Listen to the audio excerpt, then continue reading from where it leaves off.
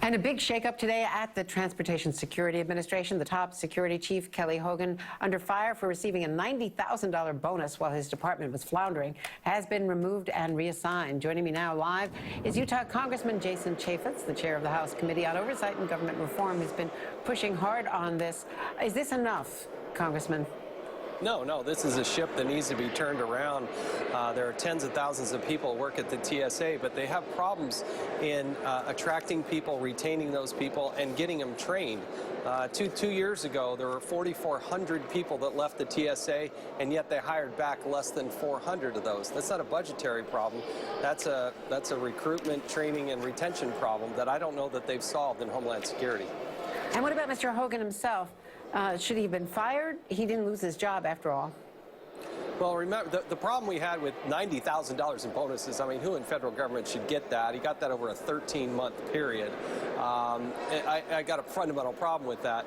But what's even more concerning is that this is during the very same time that the TSA was failing with inspectors general who were going in and trying to penetrate and see how secure things were, and things were not very secure. Almost every time they went in there, they were able to get through security with something nefarious. And so one person isn't going to solve it. He's still within the TSA, and I wonder, I'm curious as to what his new job and role is. He makes about $180,000+ a year.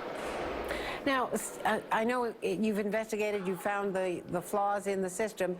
They're clearly shorthanded. They're trying to hire up and train as quickly as they can. Is that the right fix? Well, that's part of it, and I see this across Homeland Security. We're having these same troubles and problems at the Secret Service and the TSA, and look, these are hard, difficult jobs, but they're important to national security, and they have not found the right mix. They evaluate some 320 or so agencies, and these people, at the TSA, are near dead last in terms of morale. That's not the rank and file's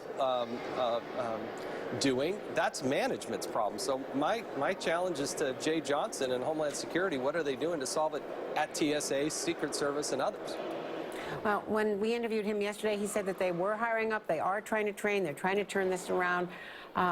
In their defense, my own experience, and I'm flying all the time, is that the TSA officers whom we meet at airports are very efficient and very personable.